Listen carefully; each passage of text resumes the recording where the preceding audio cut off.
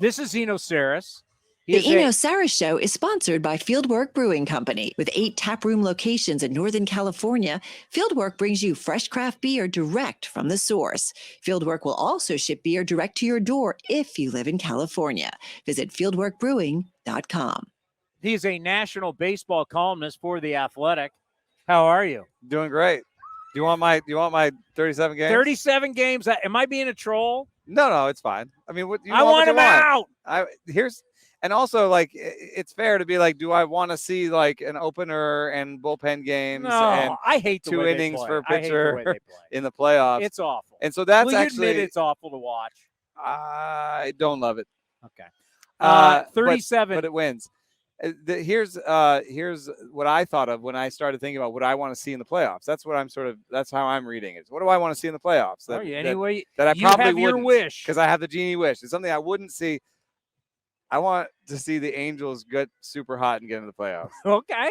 And it's not because I don't think they deserve it in terms of, wins on the field or organizationally. They've done some things that are pretty terrible. They, during COVID, they just stopped paying all of their coaches and they stopped paying all their minor leaguers. So like, there's definitely some karma there where they, they don't necessarily deserve it, but I just want to see Shohei Ohtani in the playoffs. Mike Trout is too good a player. I remember when Barry Bonds, everyone said, oh, well, you can't do it in the playoffs. Well, that's just because he didn't get enough chances. He did finally get a good chance, that year in 2002, and he was nuts. He was bananas. He was regular, Barry Bonds, So what I want to see is everybody kind of getting to see Mike Trout, to the player that he is. And on top of that, Shohei Ohtani, like, doing his thing in the postseason. So that is a great answer.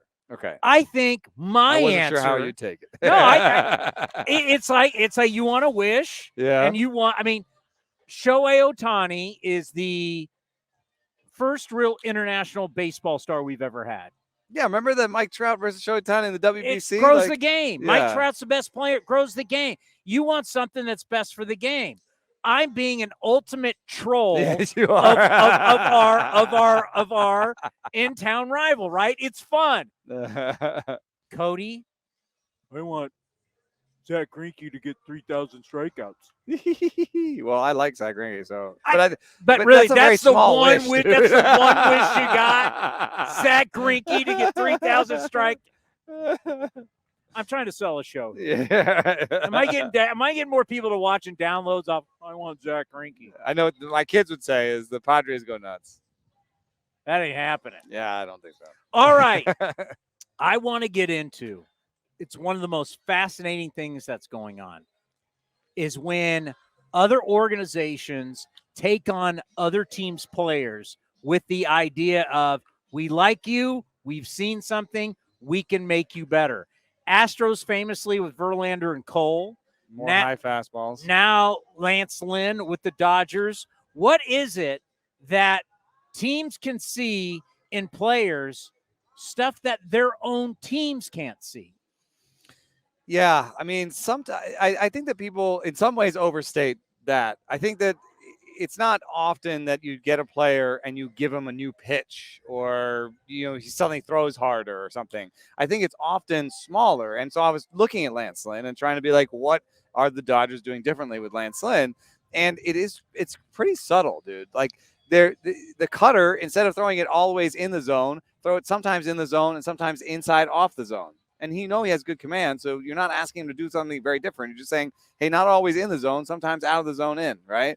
And then I was looking at the four seam with the White Sox. It was just four seam high in the zone, very predictable. If he throws the four seam to you, this is against lefties. He changed mostly against lefties. You throw the high four seam every time, then they're like, oh, I see four seam high, bam, I know it's coming, right? But what they had him do was throw the four seam low sometimes. And that's not ideal. You don't go say, oh, where should this guy throw the four seam? Oh, he should throw it low. But it does set up the curveball. So what they said is, hey, you can throw the curveball a little bit, throw it in the dirt. I don't care. You're going to get more swings. If you throw the low four seam, then they're going to see the low pitch, and they're not going to know right away if it's the four seam or the curve. So you get more swings on the curve. So they didn't really, overhaul him and change his mechanics and tell him, throw a new pitch. They looked at what he was and found small changes that he'd be more likely to say yes to. Okay. How different is it to tell Lance Lynn, hey, we love what you're doing with the cutter. Just throw some in off the plate. Oh, we love what you're doing with the four seam. Just throw some low. So it was just way easier then when the Astros brought over Garrett Cole and said, "This is spider tack. Put it on your fingers, and everything works better." I also think sometimes you target someone who's been unlucky, and you don't, and then people give you credit, when they do better with your team. So Lance Lynn, if you look at what he's done this year, he had like really great strikeout minus walks. He was one in the like top 15 or top 20 in strikeouts minus walks. If you look at it, strikeouts minus walks is super predictive in season. He's just been giving up a few too many homers. Well, you get this guy, you get a little bit of good luck in your direction, because you looked at the right metrics and you picked the right player, and then you give him a little bit of coaching that's a little bit different, but not that different, and then you get a lot of credit. So sometimes I think people over give the organization too much credit, but it requires knowing what you're doing coaching wise. Well, and the player also has to be willing to listen and try, right? Yes, I mean that's definitely part of it. You start to get you like if you're the Rays and you get traded to the Rays, you're like, man, I'm going to listen to these guys. They've made Glasnow better. They made this last guy. They made all these guys better. If you're Zach Littell and you show up and you're like, man, I don't know how much of a career I have left. I'm going to listen to these guys. When you're Zach Eflin, you come over there and they make your curveball a little bit better. That's definitely a true thing where like organizational respect is given by the players. And that's what's so hard to turn around. The Cardinals aren't necessarily going to sign a great, bounce back pitcher in the offseason because they don't have a great reputation for changing their pitchers and making them better.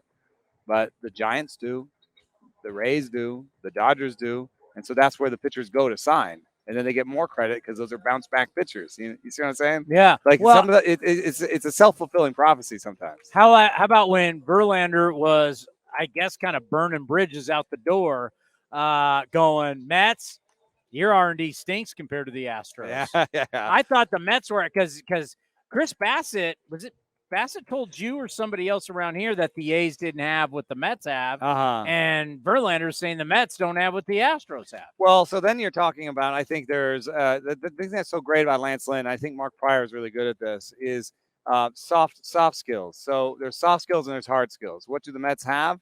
They have the money to improve their hard skills in terms of technology, data, tech. There's a piece on The Athletic that came out today, Tim Britton, about how they've just opened up a pitching lab, right? They have those. The Mets.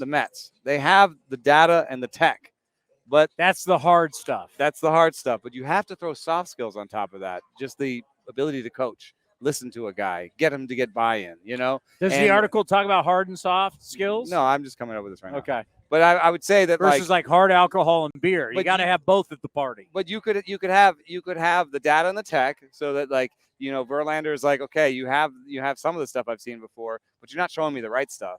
And that could be partially, soft skills of coaching. Interesting. I want to also get into this whole cloak and dagger. I don't know if it's it's like NASA, because like when you design the rocket to go up into space, not everybody works on every part of the rocket. Or I'm thinking like the CIA when you're like doing international craziness, the CIA. Not everybody's privy to all the information. So like with the Dodgers, whether these guys are independent contractors, however you want to say they're inside they may not be full-time employees. They might be. But not everybody's working on the same thing. So when you get poached by somebody else, you don't have all the secrets. Yeah. Can you elaborate on that to kind of let people inside the baseball world that it's not what you think, and there is a lot of secrecy in our game, which now after all the things that happened with Houston, I don't know if so much secrecy is good, but go ahead. Well, I mean, this is also maybe partially why there were some rumblings that they would try to limit how much teams could spend on this sort of thing, on player development, on brain trust, R&D. And part of that is because the teams like the Dodgers and the Yankees, they have PhDs that consult for the team. They have other jobs, so they don't have to pay the whole salary, but they'll give them six figures, just to work on a project for them, which is like, can you model balls in play? Can you find a way? Nobody can predict singles. It's really hard to predict singles. Can you find a way with all your knowledge of physics and aerodynamics, and maybe your other job is working on rockets, literally? Can you find a way for us to model singles better? That's the sort of thing, and that's all you work on. And you don't know how this fits into their pitching model or their hitting model. You're just working on modeling singles, and that's it. And you get your $100,000 for a year work of modeling singles. That's sort of what happens at the Yankees and the Dodgers, where they have really expensive consultants that work on these big things, but they don't get access to all of the brain trust. They don't know what the guy next to them is working on. That's what you're talking about. And I think it's effective in that you keep more of your secrets and you can invest a lot and learn a lot.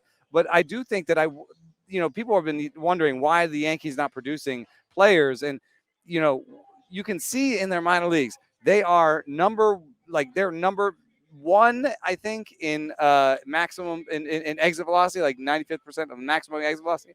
Their batters in the minor leagues hit the ball harder than any other team. Their batters in the minor leagues don't swing at balls more than any other team.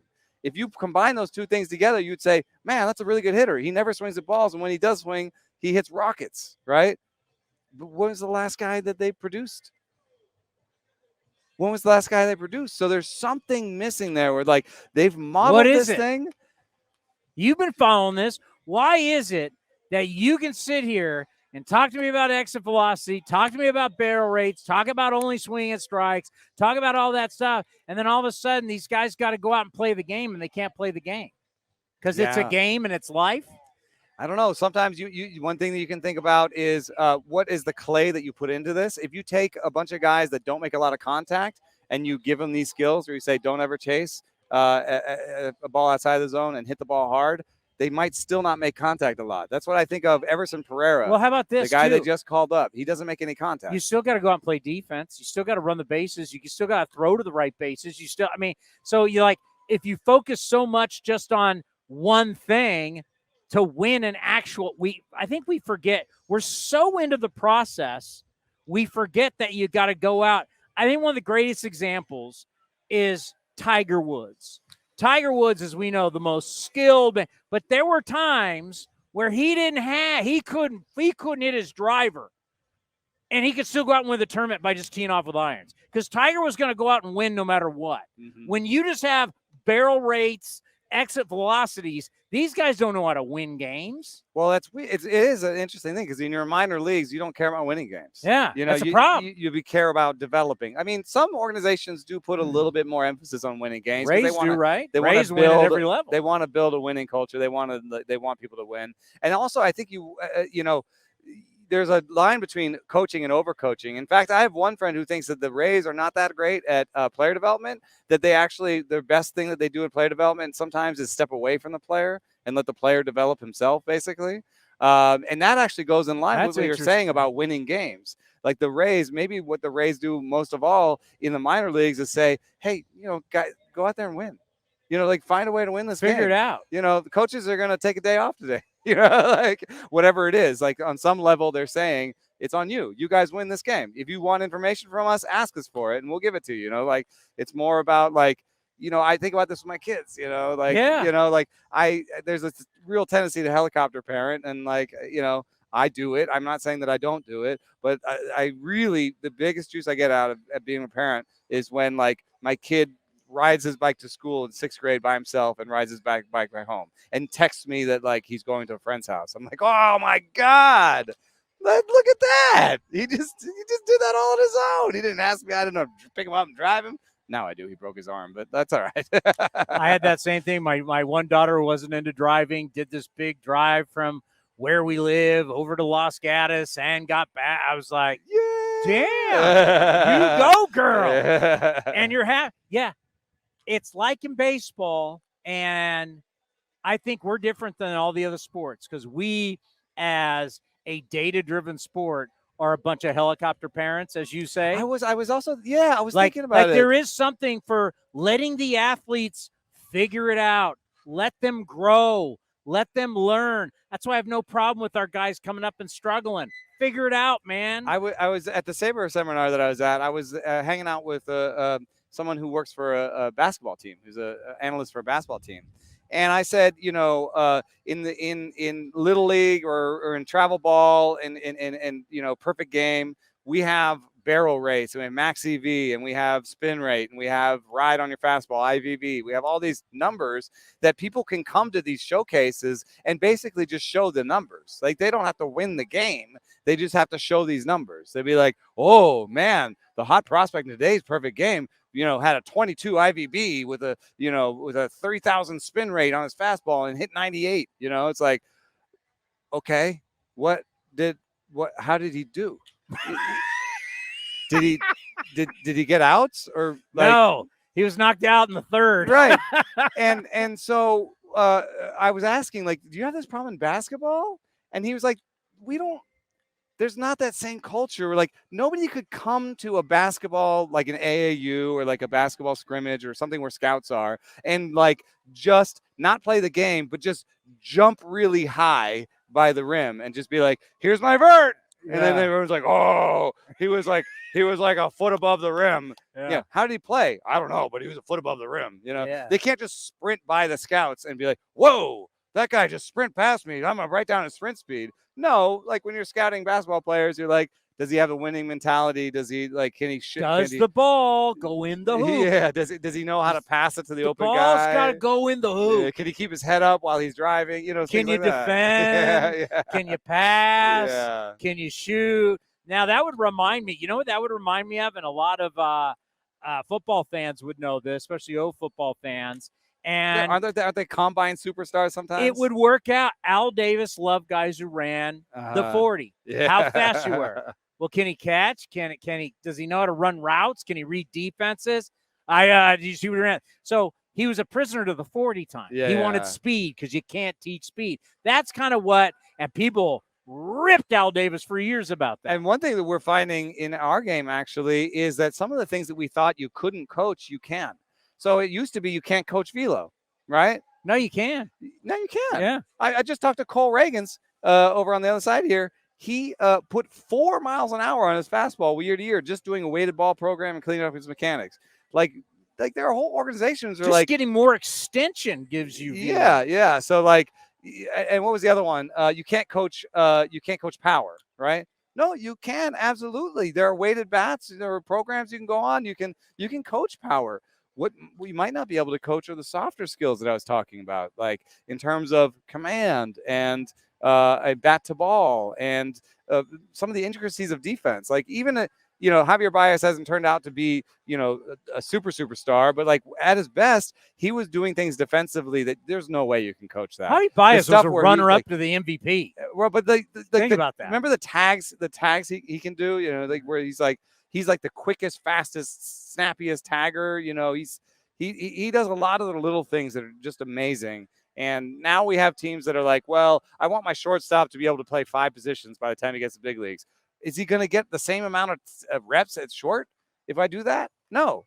Oh, so wait a second. Maybe Marco Luciano isn't the best shortstop he can be because I had him playing second, I had him playing third, and I had him playing in the outfield or whatever, All right. That stuff sort of happens. Do you like pitch framing?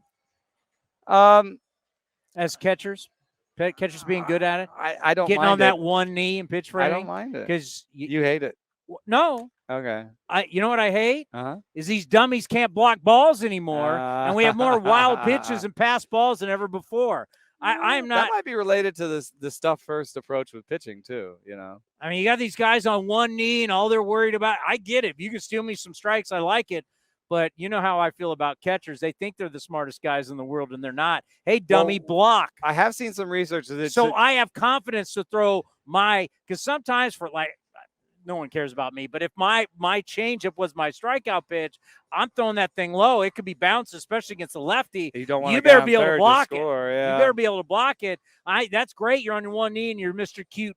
Whatever you're doing with pitch framing, you got essential things you need to do as a catcher. Catchers aren't doing. There's some research that I've seen that says that the guys who are down on one knee can throw to second just as good as the other guys. So it doesn't have any ramifications for the run game. Some people don't believe that, though. But okay. I know. That's why I wanted to put that out there, that I've seen research that suggests that part is not true. But it's interesting what you're saying. I do believe it affects your blocking. Totally. But the way that an analyst would respond is that the amount of runs that you can save framing and versus the True. amount of runs you can save blocking are different. There's Do both. because Do both. Why can't we have both? Ray, do you know how much that Ray Fosse drove him nuts? Drove Ray Fosse nuts.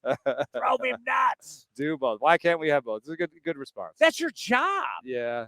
So I mean, it's like, but you're going to get those lower strikes more, and you're going to cut a lot more but strikes. I'm going to help you out here, but I'm not going to do my job over here. Yeah. Where does that work? Is that hard, soft? Either way, that doesn't work. You got to do. And I saw today we're trending at one of the highest of all time. While pitches and fastballs are at a high, yep. By the way, the guy at shortstop, Bobby Witt Jr., he's an okay little player. He's amazing. Yeah, and again, like here's a guy who does chase. He does chase the pitches outside of the zone, but he's a really good player. He could be long way to go, but we're talking like all-time great type talent. Like the notes from today, he's in a club now. Have you ever heard of Barry Larkin, Alex Rodriguez, Jimmy Rollins, and Hanley Ramirez? Yeah. Home runs. You have 25 home runs, 35 stolen bases in a season. Yeah. I mean, this kid, and we always talk about it's hard to hit home runs tonight, even though it was still hot. But you know who reminds me the most on that list? It's Hanley, I think. So there is something about his game that I'm interested to see how it ages at the very end. I think he's definitely going to be superstar level in his peak. None of those guys are as fast as he is. It's true. He's unbelievably fast. It's true. And so maybe his glove and his speed will give him a soft landing in the end, because I do wonder. One hitting coordinator was talking to me about, do I think that hitters actually ever change their ability to see pitches outside the zone or chase them? Well, hitters' eyes change as they get older. They get better. No, their eyes. Yeah.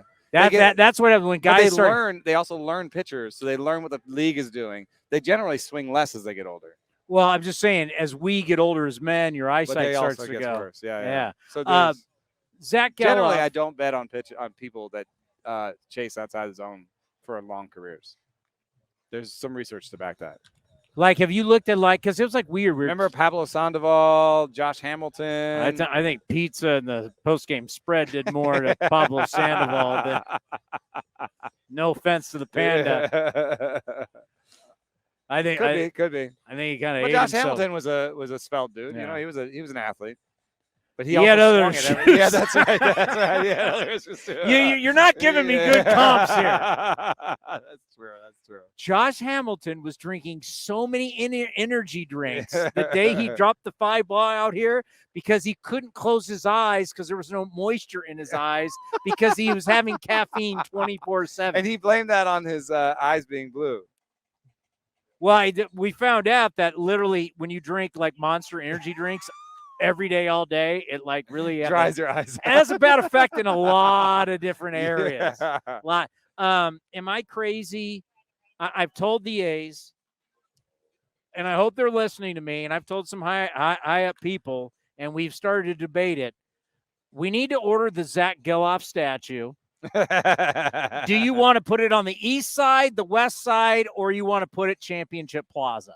Yeah, Where do you think we should put the Zack Gelof statue? Just had a great conversation with him, and real deal. I introduced myself as kind of an analytics dork, and he's like, "Oh, I don't know if I'm gonna like what you're gonna say."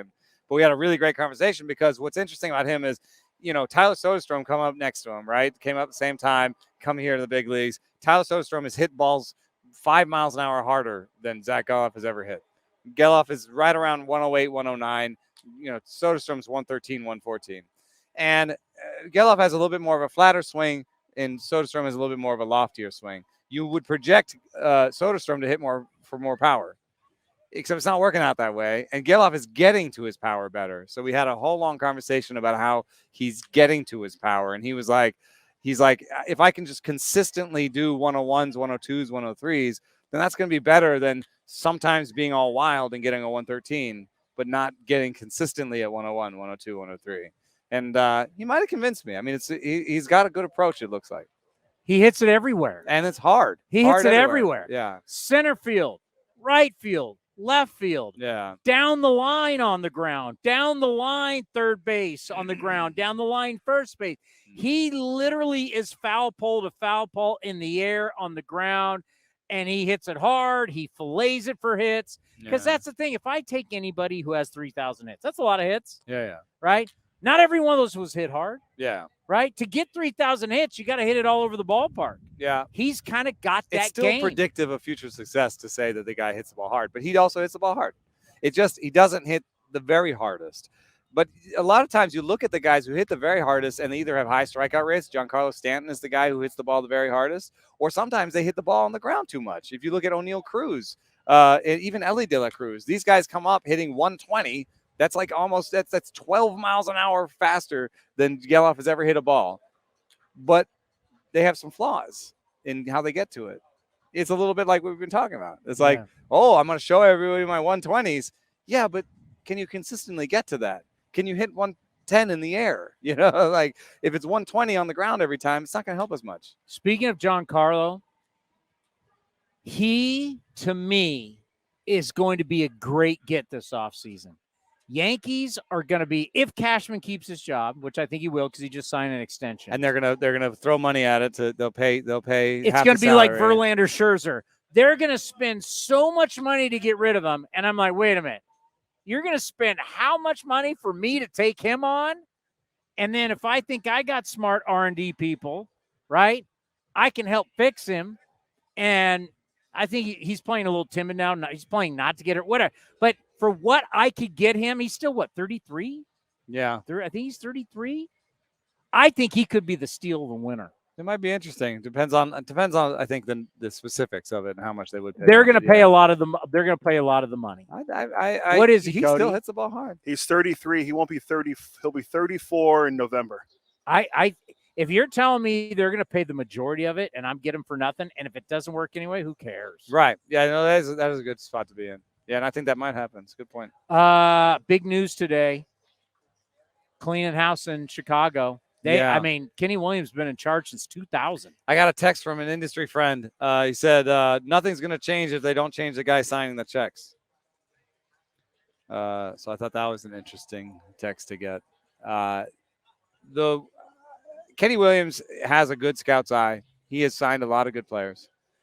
Rick Hahn has a decent, he's a guy who came up in analytics. He knows what he's doing. I think there might have been something where it wasn't a good match. Either they didn't listen to each other all the time or they just somehow weren't cohesive. I mean, I've definitely heard from people who've gone through their player development that, they don't game plan that much in the minor leagues. So they'll get to the major leagues and be handed a scouting report and be like, what's this?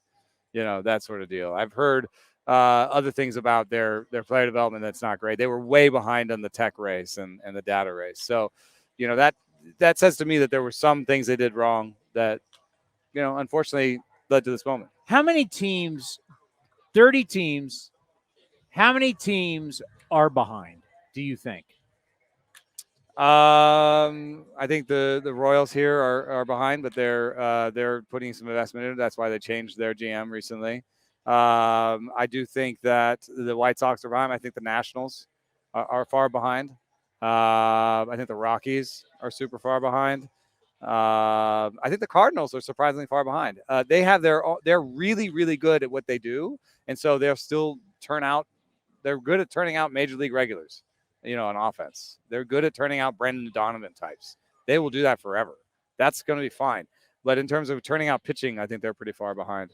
So those are the teams, I think. The Angels are in the process of trying to turn it around. And does it only take Tigers are trying to turn it around? Does it only take money?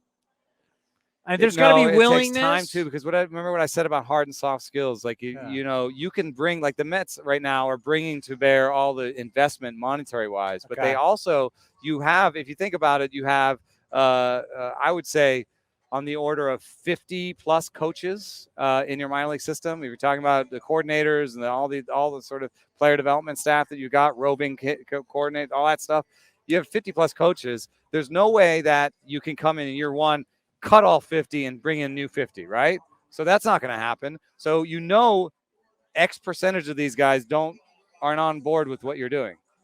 But you can't figure that out in year one. So year 2, you let some guys go, you fire some guys, you still haven't gotten rid of all the ones that aren't on board. And you're going to lose some. And you're going to lose some of the good ones even. And you start hiring good ones, you lose some of the good ones while you're trying to get rid of the bad ones. So it's like it's turning a tanker. So it really is 3 to 5 years. It's like, best way to explain it is you have this new math that you're going to teach, and you went out and bought all the new math books, but now you got to find the right teachers to explain it to the kids. Understand all the vocab and actually connect with the kids. You Yeah. can't bring the nerd in who's like, why don't you guys get this? So obvious. Bad teacher. The teacher who can, Yeah. because I always try and explain this like teaching, because the nerds don't get this. A good teacher understands that different kids in the classroom learn differently. Mhm. So a good teacher can connect with all the kids. That's And part it's- of and part. I know you don't like to give the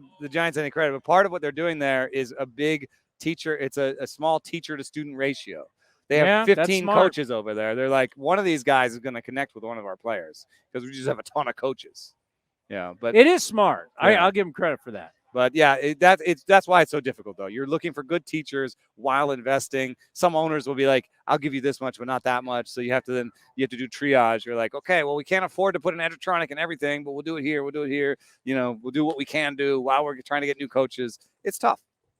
It's not the easiest thing to do. Some teams are just like whatever. The Angels just the kind of the scuttlebutt around the Angels just giving up Nolan Shanuel, like the guy they drafted this year and he's in the big league. Shanuel, right? Yeah, I think so. I saw his name. Like, how do you pronounce this? I think it's Shanuel, and then also Neto, not Neto. They kind of draft guys that don't need much development because they don't have great development. They're just like, let's just take these quality, finished products from college that we think can play for us pretty immediately. And who knows about their ceiling? They're not going to turn into maybe superstars, but like we can put them in the lineup right away. And they're both playing like Neto and the first baseman are both from Fort Atlantic and Campbell. Shanuel. Shanuel. Yeah. Shanuel's from Fort Atlantic, and the other and Neto's from Campbell in North Carolina. So like powerhouses. They're not from Miami, LSU. They're from smaller schools who don't need a lot of development. That's actually kind of smart what they're doing. Yeah. Some of those smaller schools in college actually have fairly good player development. They've invested in data and tech. That's how they get those players in the first place, to say, we'll get you more playing time than you'll get in the other places, and we have the same data and tech because they have money. The colleges have money. Fact. Yeah. That's fact. Hey, good talk. Good to see. Anything you're working on we need to go check out? I don't know.